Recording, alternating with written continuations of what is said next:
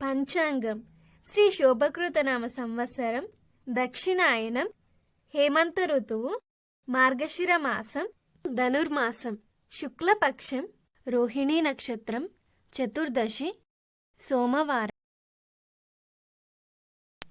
మంత్రం. అంధకారం దూరమై తెలియకుండా బాధపడుతున్న అవన్నీ దూరం కావడానికి ఓం రాధాకృష్ణాయ నమః. ఓం రాధాకృష్ణాయ నమః. ఈ మంత్రాన్ని జపించడం వలన స్నేహం, సంతోషం, తృప్తి గల జీవితం మరియు పూజా విధానం. ఈరోజు ఉదయాన్నే శ్రీకృష్ణునికి తులసితో అర్చన చేసి పూజించాలి. నైవేద్యంగా వెన్నని నివేదన చేయాలి.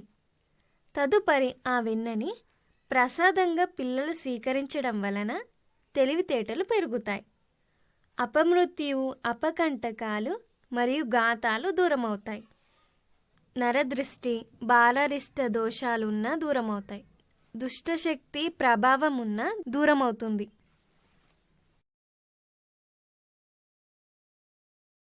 ఆయుక్షేమం. ఈరోజు ఆయుక్షేమంలో మెంతుల గురించి తెలుసుకుంటున్నాం. జుట్టు ఊడిపోతుంది, తల వెంట్రుకలు రాలిపోతున్నాయి, వెంట్రుకలు పల్చగా అవుతున్నాయి, ఎయిర్ ఫాల్ అవుతుంది. ఇలాంటి సమస్యలు ఉన్నా ఈ మెంతులు వాడడం వలన దానికి పరిష్కారం కలుగుతుంది. దీన్ని వాడే పద్ధతి: మెంతులు తీసుకొని ఒక బౌల్లో మెంతులు వేయించి దాన్ని తలకు వాడే నూనెలో వేసి రోజంతా నానబెట్టి తలకు రాస్తూ వస్తే ఎయిర్ ఫాల్ తగ్గుతుంది మరియు డాండ్రఫ్, చుండ్రు తగ్గుతుంది. చదువుకునే పిల్లల తలకు రాయడం వలన నిద్ర బాగా పడుతుంది, జ్ఞాపక శక్తి పెరుగుతుంది, ఏకాగ్రత పెరుగుతుంది మరియు కోపం తగ్గుతుంది. విశేషమైన మంత్రబలం. ఈ మంత్రం తంత్ర భాగంలో, సూక్ష్మ గ్రంథంలో, సంస్కృత గ్రంథంలో ఉండే మంత్రాలు ఇవన్నీ. మంత్రం తెలిసినా దాన్ని ఎలా జపించాలో, ఏ సమయంలో జపించాలో తెలియదు. జపించిన ఆ మంత్రం సిద్ధించకపోవచ్చు. ఈ మంత్రం అంతరంగ శత్రువులు, బహిరంగ శత్రువులు, కంటికి కనబడే శత్రువులు, కంటికి కనబడని శత్రువులు ఉన్న ఈ మంత్రాన్ని జపించడం వలన ఆ శత్రువులు మిత్రువులు అవుతారు లేదా ఆ శత్రువులు దూరం అవుతారు. ఆ మహాకాళి అనుగ్రహంతో ఎటువంటి శత్రువులున్నా దూరం అవుతారు.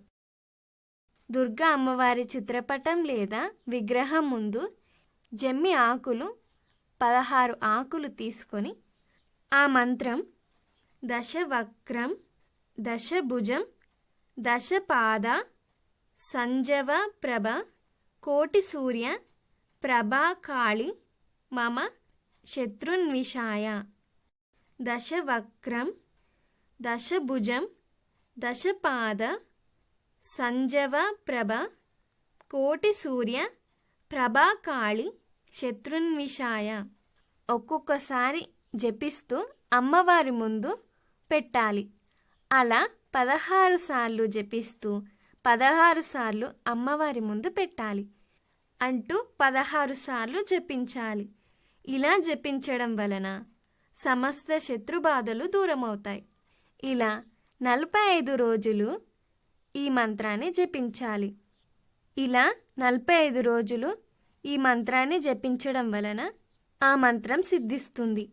లేదా ఇంట్లోనే ఎర్రని బట్టలో ఎర్రని అక్షింతలు వేసి మూట కట్టి ప్రతిరోజు ఉదయాన్నే జమ్మి ఆకుని వేస్తూ మంత్రం జపిస్తూ ఆ ఎర్రని బట్టలో వెయ్యాలి. తదుపరి భద్రకాళి దేవాలయంలో కానీ, కాళికా దేవాలయంలో కానీ ఆ ఆకులని దేవాలయంలో ఇచ్చి రావాలి.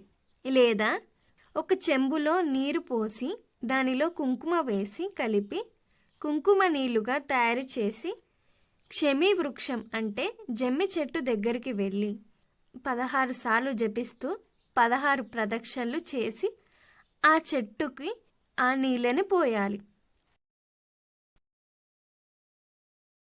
యోగక్షేమం. ఈరోజు తెల్లని గోవుకి ఏదైనా ఆహారం తినిపించాలి. ఇలా చేయడం వలన దారిద్ర్యం దూరమవుతుంది. గోవుని స్పర్శించిన గండాంతరాలు, అపవాదాలు తగ్గుతాయి. అలాగే ఈరోజు సాయంత్రం లక్ష్మీ అమ్మవారి ఆలయానికి వెళ్ళి 2 ప్రమిదలు తీసుకొని నెయ్యి వేసి 2 దీపాలు వెలిగించాలి. ఇలా చేయడం వలన దారిద్ర్యం దూరమై ఆర్థికంగా అభివృద్ధి కలుగుతుంది.